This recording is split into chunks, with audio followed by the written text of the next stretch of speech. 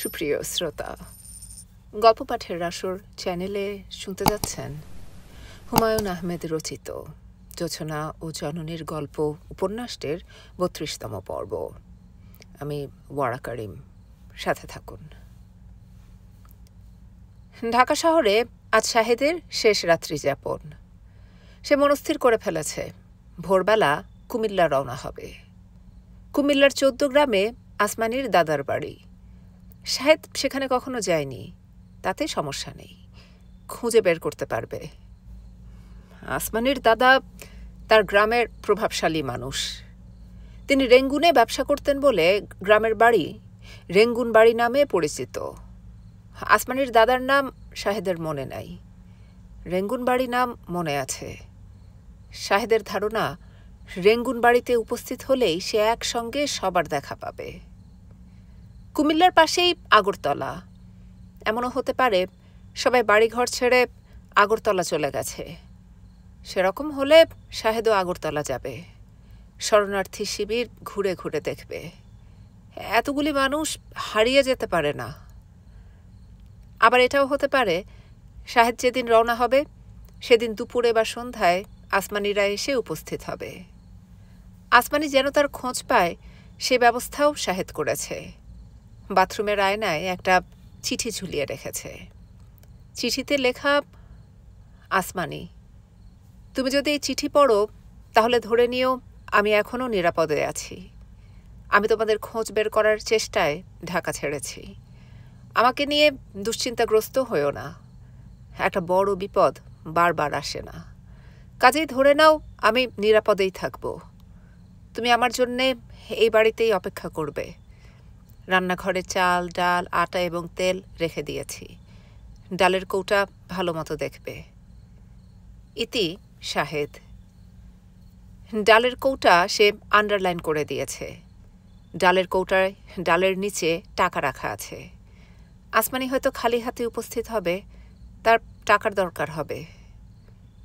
শাহেদের নিজের টাকা এখন আর কিছুই অবশিষ্ট নেই। সে চলছে গৌরাঙ্গের টাকায়। গৌরাঙ্গের কোনো খোঁজ নেই। গৌরাঙ্গের খোঁজ বের করার জন্যে সে ভয়ে ভয়ে একদিন পুরনো ঢাকায় গিয়েছিল। গৌরাঙ্গের বাড়ি তালাবন্ধ। শাহেদ দরজার নিচ দিয়ে একটা চিঠি দিয়ে এসেছে। সেই চিঠি পড়লে গৌরাঙ্গ অবশ্যই তার সঙ্গে দেখা করত। বোঝাই যাচ্ছে গৌরাঙ্গ চিঠি পায়নি। শাহেদের কুমিল্লায় যাবার ব্যাপারে তার অফিসের বি হ্যাপি স্যার অনেক সাহায্য করেছেন। এই অফিসে আইডেন্টিটি কার্ডের কোনো ব্যবস্থা ছিল না। তিনি আইডেন্টিটি কার্ড ছাপিয়ে ছবি লাগিয়ে সব কর্মচারীকে দিয়েছেন। শাহেদের জন্য আলাদা যে কাজটা করেছেন তা হলো এক কর্নেল সাহেবের দেয়া পাসের ব্যবস্থা করেছেন। সেই পাসের পাশে লেখা, শাহেদউদ্দিন নামের এই লোক খাঁটি পাকিস্তানি, তাকে যেন কোনো হ্যারাসমেন্ট না করা হয়। বি হ্যাপি স্যারের কিছু কথা শাহেদের কাছে অদ্ভুত মনে হয়েছে। এই অবাঙালি মানুষ শাহেদকে তার খাস কামরায় নিয়ে দরজা বন্ধ করে নিচু গলায় বলেছেন, আমি ঠিক করেছি মুক্তিযোদ্ধা হব। আমার বয়স যুদ্ধে যাবার মতো না, তারপরেও চেষ্টা করছি। যোগাযোগ বের করতে পারছি না, তবে পারব। শাহেদ বলেছে, আপনি যুদ্ধ করবেন কেন? বি হ্যাপি স্যার বলেছেন, কেন করব না বলো? আমি এই দেশে পথের ফকির হয়ে ঢুকেছিলাম। এই দেশে ব্যবসা বাণিজ্য করে আমি অবস্থার পরিবর্তন করেছি। আজ আমার বাড়ি আছে, গাড়ি আছে, ব্যাংকে টাকা আছে। যে দেশ আমাকে এত কিছু দিয়েছে সেই দেশকে আমি কিছু দেব না? আপনার ফ্যামিলি, তারা কি আপনার সিদ্ধান্তের ব্যাপারে জানেন? জানে। তারা পাকিস্তান চলে গেছে। তাদের চিন্তা ভিন্ন। প্রত্যেকেই প্রত্যেকের মতো চিন্তা করে। স্যার, আপনার কি মনে হয় দেশ স্বাধীন হবে? হবে। পাকিস্তানিদের দিন শেষ হয়ে আসছে। তারা মেয়েদের উপর অত্যাচার করছে। নারীদের উপর অত্যাচার আল্লাহ পছন্দ করেন না। যাই হোক, তুমি যাও, স্ত্রী কন্যার খোঁজ বের করো। যে চিঠিটা তোমাকে জোগাড় করে দিয়েছি সেই চিঠি তাবিজের মতো যত্ন করে রাখবে, বিপদে কাজে দিবে। Be happy man, be happy. Dhaka থেকে বের হবার মুখে বেশ কিছু চেকপোস্ট পার হতে হয়। রাজাকারদের চেকপোস্ট, পশ্চিমা পুলিশের চেকপোস্ট, সবশেষে সেনাবাহিনীর চেকপোস্ট। সব জায়গায় ডান্ডি কার্ড দেখাতে হয়। ডান্ডি কার্ড দেখার পর চলে ব্যাগ সুটকেস তল্লাশি। একজন এসে ঘাড় টিপে দেখে ঘাড় নরম না শক্ত। ঘাড় শক্ত হলে পলাতক বাঙালি পুলিশ বা বিডিআর। রাইফেল কাঁধে ট্রেনিংয়ের ফলে ঘাড় শক্ত হয়ে গেছে। সবচেয়ে অপমানসূচক পরীক্ষাটা হলো খতনা পরীক্ষা। প্যান্ট খুলে দেখাতে হয় সত্যিই খতনা আছে কিনা। পশ্চিম পাকিস্তানি পুলিশরা এই পরীক্ষাটার সময় বেশ আনন্দ পায়, নানান ধরনের রসিকতা করে, হেসে একে অন্যের গায়ে গড়িয়ে পড়ার মতো অবস্থা হয়। শাহেদকে এই পরীক্ষাও দিতে হলো। প্যান্ট আন্ডারওয়্যার খুলতে হলো। যে পরীক্ষা নিচ্ছে তার হাতে অর্ধেক লাল অর্ধেক নীল রঙের মোটা একটা পেন্সিল। সে পেন্সিল দিয়ে খোঁচার মতো দিল। মনে হচ্ছে এই খোঁচা দেয়াতেই তার আনন্দ। নাম বলো। শাহেদ। কিধার जाता? कुमिल्ला 14 ग्राम। उधर जाता क्यों? मेरा पिताजी बीमार, हम मिलना चाहते हैं। শাহেদ যে অসুস্থ পিতাকে দেখার জন্যই যাচ্ছে এটা দেখানোর জন্যে সে সঙ্গে একটা ঠোঙ্গায় আঙুর এবং আপেলও নিয়েছে। শাহেদ ফলের ঠোঙ্গা দেখালো। তার ভাগ্য ভালো, কর্নেল সাহেবের পাস ছাড়াই সে বাসে ওঠার সুযোগ পেল। কয়েকজন ছাড়া পায়নি, আটকা পড়ে আছে, জিজ্ঞাসাবাদ চলছে। তারা হয়তো ছাড়া পাবে, হয়তো পাবে না।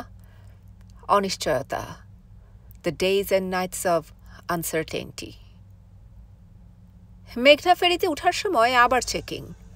এবার চেক করতে এসেছে মিলিটারিরা। বোরকা পরে যেসব মহিলা এসেছেন তাদের নেকআপ খুলে দেখাতে হচ্ছে। তারা যে আসলে জেনা না, মিলিটারি সে ব্যাপারে নিশ্চিত হতে চায়। যে মিলিটারির দায়িত্ব পড়েছে মহিলাদের চেক করা, সে ভদ্র। সবাইকেই বলছে, ডারো মাত, তুম মেরা বেহেন হো। শাহেদের জীবনের অতি বিস্ময়কর ঘটনার একটি ফেরিতে ঘটল। সে এক ঠোঙ্গা ঝালমুড়ি কিনেছে। সারাদিন কিছু খাওয়া হয়নি, খিদেই নাড়ি ভুড়ি জ্বলে যাচ্ছে। ঝালমুড়ি খেয়ে খিদেটা কোনো রকমে চাপা দেয়া। সে যখন মুড়ি মুখে দিতে যাচ্ছে তখনই রুনির বয়সী ভিখিরি ধরনের এক মেয়ে ঝাঁপ দিয়ে তার গায়ে পড়ল। তার ঝাপটায় হাতের মুড়ির ঠোঙ্গা পড়ে গেল। শাহেদ মেয়েটিকে ধাক্কা দিয়ে সরিয়ে তুই কে বলে চিৎকার করতে গিয়ে থমকে গেল। এই মেয়ে তার অতি পরিচিত, এর নাম কঙ্কন। মেয়েটা নিজের নাম কঙ্কন বলতে পারে না, সে বলে কখন। তুমি তুমি কোত্থেকে? তোমার মা কোথায়? তোমার দাদু কোথায়? মেয়েটি কোনো প্রশ্নেরই জবাব দিচ্ছে না। শাহেদের পায়ে ক্রমাগত মুখ খসছে। কঙ্কন, আমার কথা শোনো, এখানে তুমি কার সঙ্গে এসেছ? মেয়েটি এই প্রশ্নেরও উত্তর দিল না। শাহেদকে ঘিরে ছোটখাটো একটা ভিড় জমে গেল। কঙ্কন এখানে কার সঙ্গে এসেছে সেই রহস্য ভেদ হল। তার নাম রমজান। সে বাড্ডায় রং মিস্ত্রির কাজ করে। সে শাহেদকে পেয়ে পরম স্বস্তি বোধ করছে, এটা বোঝা যাচ্ছে। ঘটনা হলো, ক্র্যাকডাউনের পর সে তার ছোট শালাকে নিয়ে বুড়িগঙ্গা পার হয়ে ওপারে চলে গিয়েছিল। সে একা না, তার সঙ্গে শত শত মানুষ। তখন মিলিটারি শুরু করলো বম্বিং। যে যেখানে পেরেছে দৌড় দিয়ে পালিয়েছে। অবস্থা কিছুটা যখন শান্ত, তখন সে দেখে এই মেয়ে তার সঙ্গে। মেয়ে তার শার্ট ধরে আছে, কিছুতেই শার্ট ছাড়ে না। বুঝছেন ভাই সাহেব, মেয়ে কিছুই বলতে পারে না। বাপ মায়ের নাম জানে। বাপ মায়ের নাম দিয়ে আমি কি করুম কন? আমার দরকার ঠিকানা। আমি রং মিস্ত্রি, কাজকর্ম নাই, খায়া না খায়া আসি। হ্যাঁ রে, পালবো কেমনে? শাহেদ বলল, এখন যাচ্ছেন কোথায়? আমার বড় শালার বাড়িতে। সে বিবাহ করেছে মাইজদি, সেখানে তার দোকান আছে। ঠিক করছিলাম তার কাছে মেয়েটারে রাইখা আসবো। আল্লাহ পাক আপনারে মিলাইয়া দিছে, যন্ত্রণা ঘাট থেকে নামছে। ভাইজান, আপনি তার কে হন? আমি তার চাচা। আলহামদুলিল্লাহ, থাকেন এখন চাচাই ভাইস্তিতে। কঙ্কর এখনো খামচি দিয়ে শাহেদের পা ধরে আছে, কিছুতেই মুখ তুলছে না। বারবার তার ছোট্ট শরীর কেঁপে কেঁপে উঠছে। শাহেদ তার পিঠে হাত রেখে বলল, কঙ্কন, ভয় পেও না, আমি তোমাকে তোমার বাবা মার কাছে নিয়ে যাব। কঙ্কন, ঠিক আছে? খিদে লেগেছে? কিছু খাবে? কলা খাবে? কলা কিনে দেই, একটা কলা খাও। শাহেদ কলা কিনে কঙ্কনের হাতে দিতে গিয়ে দেখল মেয়েটা ঘুমিয়ে পড়েছে। তার গা গরম, জ্বর এসেছে। ঘুমের মধ্যে বমি করে সে শাহেদের প্যান্ট ভিজিয়ে দিল। কঙ্কনের সঙ্গে আমার দেখা হয় নিউ ইয়র্কে। মুক্তধারার বিশ্বজিৎ আমাকে বইমেলায় নিয়ে গেছে। বাংলাদেশের প্রবাসী বাঙালিরা বইমেলা উপলক্ষে খুব হইচই আনন্দ করছে। খাবারের দোকান বসেছে, একদিকে ভিডিও প্রদর্শনী, বড় প্রজেকশন টিভিতে নাটক দেখানো হচ্ছে। শাড়ি গয়নার দোকানও আছে, মানে অতি জমজমাট অবস্থা। এর মধ্যে ৩০-৩৫ বছরের অতি রূপবতী এক তরুণী এসে পুরো বাঙালি কায়দায় আমাকে পা ছুঁয়ে সালাম করল। আমি চমকে পা সরিয়ে নিলাম। তরুণী বলল, আপনাকে চাচা ডাকবো না স্যার ডাকবো? আমি বললাম, তোমার যা ইচ্ছা করে ডাকো। তাহলে চাচা ডাকি। স্যার ডাকলে মনে হবে আপনি সত্যিই আমার স্যার, এক্ষুনি আমাকে ধমক দেবেন। তাছাড়া আপনার চেহারাও রাগী রাগী। তরুণীর গুছিয়ে কথা বলার ভঙ্গি বেশ ভালো লাগলো। সে বলল, আমি আপনাকে আমার বাসায় নিয়ে যাব। আপনি তো লেখক মানুষ, আপনাকে সুন্দর একটা গল্প শোনাবো। আমি বললাম, শোনা গল্প আমি লিখি না। সে বলল, আমার গল্পটা আপনার লিখতে ইচ্ছা করবে, এই নিয়ে আমি আপনার সঙ্গে $1000 বাজি রাখতে পারি। মেলা শেষ করে আমি কঙ্কনের সঙ্গে তার অ্যাপার্টমেন্টে গেলাম। নিউ ইয়র্কের অ্যাপার্টমেন্টগুলি যেরকম হয় সেরকম, ছোট কিন্তু খুব গোছানো। এক কথায় বলতে হবে ছবির মতো সাজানো সংসার। কঙ্কন বিয়ে করেছে এক আমেরিকানকে, সে কনস্ট্রাকশন ফার্মে চাকরি করে। তাদের একটা ছেলেও আছে, ছেলের নাম রবিন, তবে তাকে ডাকা হয় রবি নামে। ছেলে তার বাবার সঙ্গে লায়ন কিং ছবি দেখতে গিয়েছে। কঙ্কন বলল, আপনি থাকতে থাকতেই ওরা এসে পড়বে, আমরা একসঙ্গে ডিনার করব। আমাকে ডিনার পর্যন্ত থাকতে হবে? অবশ্যই, তবে আপনার ভয় নেই, বাংলাদেশের মতো রাত 10টায় ডিনার না, এখানে সন্ধ্যা নামার সঙ্গে সঙ্গেই ডিনার করা হয়। আপনি যেভাবে পা তুলে বসেন সেইভাবে আরাম করে বসুন, আমি গল্প করি। আমি পা তুলে বসি, তুমি জানো কিভাবে? বইমেলায় দেখলাম। আপনাদের লেখকদেরই শুধু পর্যবেক্ষণ ক্ষমতা থাকবে, আমাদের পাঠকদের থাকবে না? আমি নরম সোফায় পা তুলে বসেছি। কঙ্কন গল্প শুরু করেছে। খুব ছোট ছিলাম তো, পরিষ্কার কিছু মনে নেই, আবছা আবছা সব স্মৃতি। সেই আবছা স্মৃতির মধ্যেও কিছু কিছু আবার খুবই স্পষ্ট। যেমন ধরুন, আমার খুব স্পষ্ট মনে আছে শাহেদ চাচা বাজারের মতো একটা জায়গায় আমাকে গোসল করাচ্ছেন, মাথায় পানি ঢালছেন কেতলি দিয়ে। সেই পানিটা গরম। কিছুক্ষণ মাথায় পানি ঢালেন, তারপর গায়ে সাবান ডলেন। সাবান থেকে লেবুর মতো গন্ধ আসছিল, এটা পরিষ্কার মনে আছে। সেই স্মৃতি এমনভাবে মাথায় ঢুকে আছে যে আমি এখনও লেমন ফ্লেভারের সাবান ছাড়া অন্য সাবান ব্যবহার করি না। শাহেদ চাচা আমাকে নতুন জামা কিনে দিলেন, জুতা কিনে দিলেন, সস্তা ধরনের প্লাস্টিকের পুতুল কিনে দিলেন। পুতুলটা এখনও আমার সঙ্গে আছে, আপনাকে দেখাবো। আমরা এক রাত থাকলাম হোটেলে। চাচাকে জড়িয়ে ধরে কি আরাম করে যে সেই হোটেলে ঘুমালাম। আমি ঠিক করেছি যদি কোনোদিন বাংলাদেশে যাওয়া হয় তাহলে হোটেলটা খুঁজে বের করব, এক রাত থাকবো সেই হোটেলে। হোটেল খুঁজে বের করতে পারবে? অবশ্যই পারবো। হোটেলটা দাউদকান্দি নামের একটা জায়গায়, টিনের ঘর। হোটেল থেকে নদী দেখা যায়। হোটেলের সব খুঁটিনাটি আমার মনে আছে। তারপর বলো। আমার স্পষ্ট মনে আছে, মাইলের পর মাইল সাহেদ চাচা আমাকে ঘাড়ে নিয়ে হেঁটেছেন। আমরা তখন বর্ডার ক্রস করছি, বাংলাদেশ থেকে যাচ্ছি আগরতলায়। চাচা ক্লান্ত হয়ে যান, আমাকে ঘাড় থেকে নামিয়ে বলেন, মা কিছুক্ষণ হাঁটতে পারবে? আমি বলি, হ্যাঁ। আমি হাঁটতে পারি না। চাচা আবার আমাকে ঘাড়ে তুলে নেন। আমার কোনো কষ্ট হচ্ছিল না, আমার খুবই মজা লাগছিল। আমাদের সঙ্গে আরও অনেক লোক যাচ্ছিল। একজন বৃদ্ধা মহিলা যাচ্ছিলেন, তার ছেলে তাকে কোলে করে নিয়ে যাচ্ছিল। বৃদ্ধা মহিলার কথা তোমার মনে আছে? জি, আমার মনে আছে, কারণ সাহেদ চাচা আমাকে বলেছিল ছেলে তার মাকে কোলে করে নিয়ে যাচ্ছে আর আমি আমার মাকে ঘাড়ে করে নিয়ে যাচ্ছি। মজা না? তারপর কি হলো বলো। আমরা আগরতলা পৌঁছলাম সন্ধ্যায়। সেখান থেকে শরণার্থী শিবিরে ট্রাকে করে যেতে হয়। ট্রাকে ওঠার সময় সাহেদ চাচা বললেন, মা শোনো, অনেকগুলো শিবির আছে, আমরা তোমার মাকে প্রত্যেকটা শিবিরে খুঁজব। তাকে পাওয়া যাবে সেই সম্ভাবনা খুবই কম। পাওয়া না গেলে তুমি মন খারাপ করবে না। আমি তো তোমার সঙ্গে আছি। আমি যেভাবেই হোক তোমাকে তোমার মার কাছে পৌঁছে দেব। ঠিক আছে মা? আমি বললাম, ঠিক আছে। ট্রাকে আমার জ্বর এসে গেল। চাচা চাদর দিয়ে আমাকে ঢেকে জড়িয়ে ধরে বসে রইলেন। আমার কাছে মনে হচ্ছিল আমি যেন আমার মাকে জড়িয়ে ধরে আছি। মজার ব্যাপার কি জানেন, প্রথম শরণার্থী শিবিরেই আমার মা এবং দাদুকে পাওয়া গেল।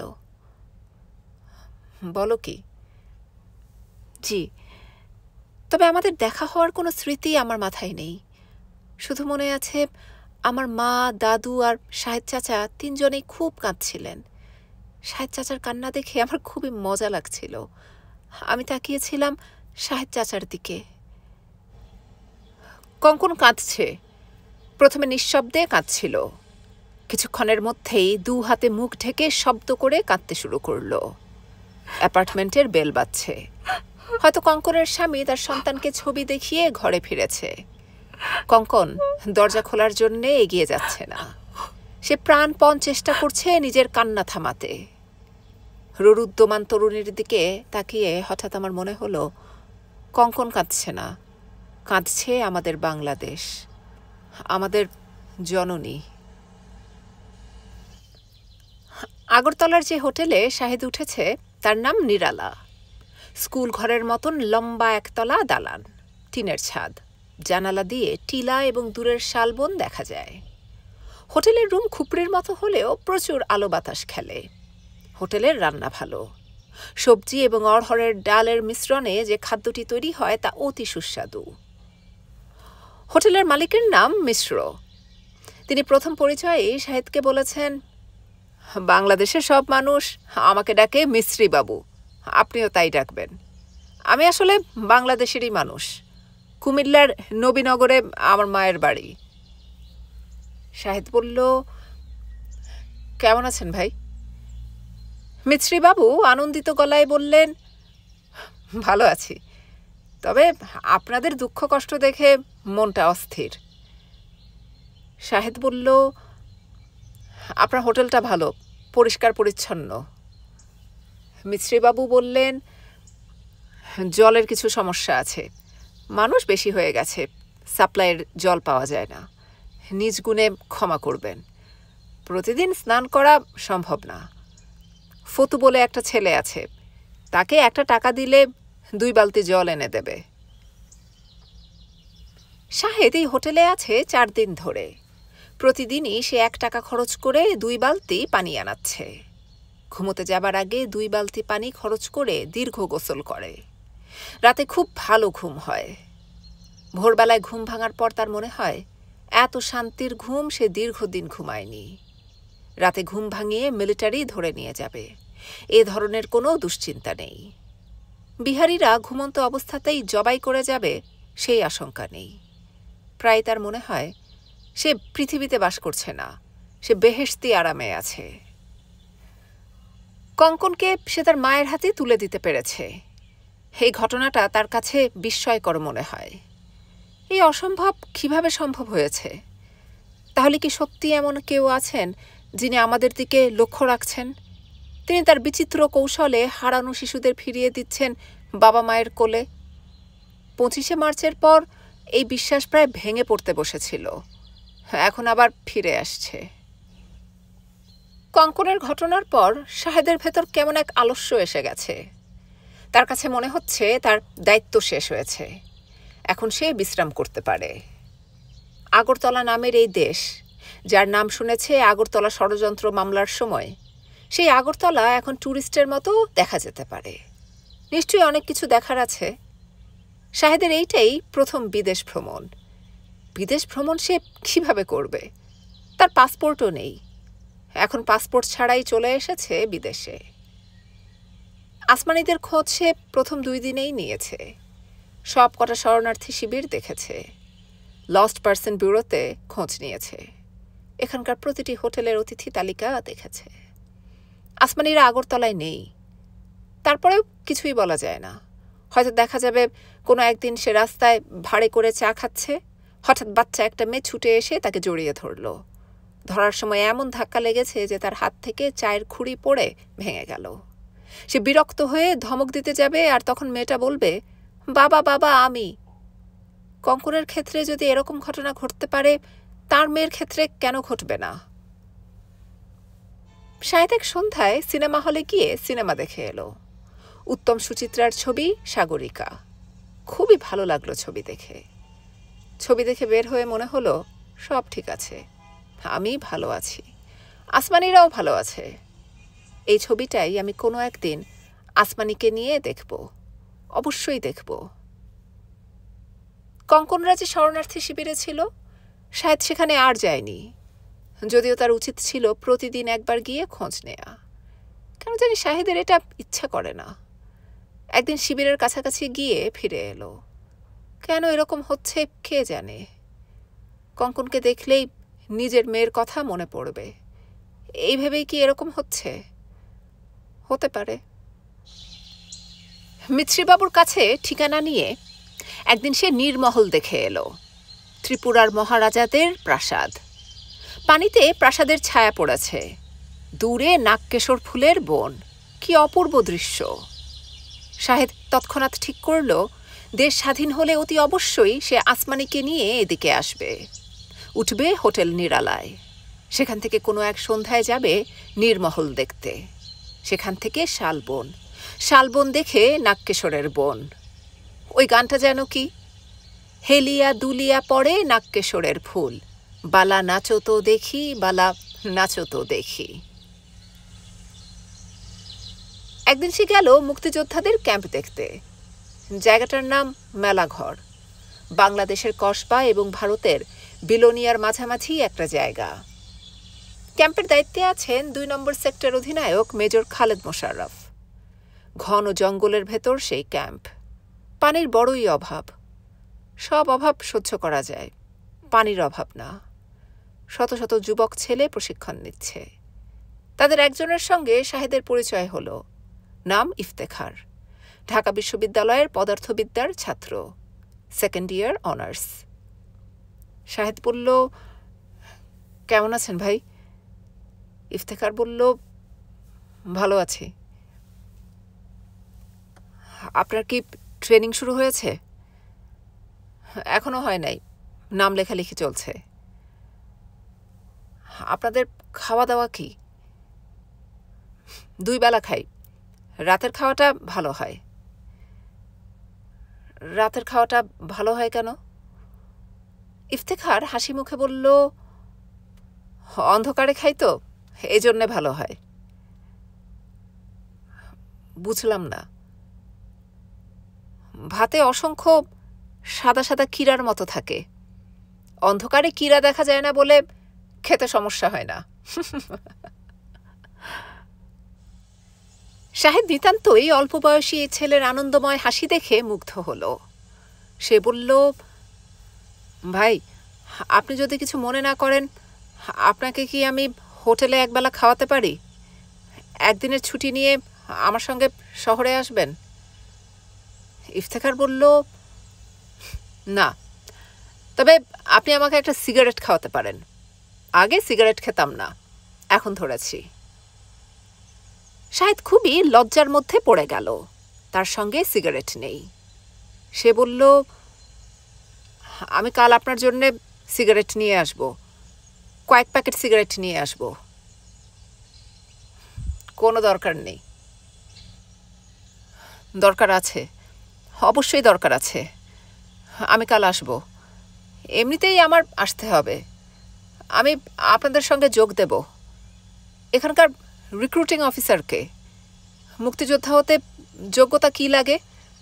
নিশ্চয়ই সাহস লাগে। আমার একেবারেই সাহস নেই। ইফতেখার বলল, আমারও নেই। দুর্ধর্ষ ক্র্যাক প্লাটুনের সদস্য হিসেবে ইফতেখার ঢাকা শহরে যথাসময়ে প্রবেশ করে। এই ক্র্যাক প্লাটুনের সদস্যরা ব্যতিব্যস্ত করে রাখে ঢাকা শহরের পাকিস্তানি বাহিনীকে। মুক্তি শব্দটাই তাদেরকে তখন আতঙ্কে অস্থির করে তুলত। তারা তখন ঘরে ঘরে অনুসন্ধান চালাত। তাদের একটাই প্রশ্ন, মুক্তি কাহা, কোথায় মুক্তি? শহীদ জননী জাহানারা ইমামের পুত্র দুঃসাহসী রুমি এই গ্রুপেরই একজন সদস্য ছিলেন। পাকিস্তান সেনাবাহিনীর হাতে তিনি ২৯শে আগস্ট ধরা পড়েন। তারা বাংলার এই বীর সন্তানকে নৃশংসভাবে হত্যা করে। শহরে ফিরতে শাহেদের অনেক রাত হল। ট্রাকের পেছনে চড়ে উঁচু নিচু রাস্তায় অনেক দূর আসা। পথে কয়েক দফা বৃষ্টির মধ্যে পড়তে হলো, পাহাড়ি বৃষ্টি। এই আছে এই নাই। তার জ্বর উঠে গেল ট্রাকেই। রাতে শাহেদ কিছু খেতে পারল না, জ্বর হু হু করে বাড়তে লাগলো। একটা কম্বলে শীত মানে না। হোটেলের বয়কে দিয়ে আরেকটা কম্বল আনানো হলো। মিস্ত্রিবাবু একবার এসে দেখে গেলেন, কিছু ট্যাবলেট দিলেন। প্রবল জ্বরের ঘোরে শাহেদ স্বপ্নে দেখল আসমানিকে, যেন আসমানি ঢাকায় তার বাসার শোবার ঘরে বসে আছে। রুনির জ্বর এসেছে, সে রুনির মাথায় জলপট্টি দিচ্ছে। রুনির সঙ্গে রাগি রাগি গলায় কথা বলছে। তোর বাবার কাণ্ডটা দেখেছিস? আমরা ঢাকায় এসেছি আর সে বসে আছে আগরতলায়। তার কি বুদ্ধিশুদ্ধি পুরোটাই গেছে? রুনি বলল, বাবাকে বকা দিও না মা। বকা দিব না তো কি করব? আমি একা মানুষ। আমি তোকে এখন কার কাছে নিয়ে যাব? কে ডাক্তার ডেকে আনবে?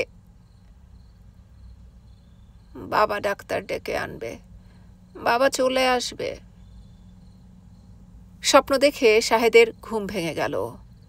পরদিন ভোরেই গায়ে ১০২ ডিগ্রি জ্বর নিয়ে সে রওনা হলো ঢাকার দিকে।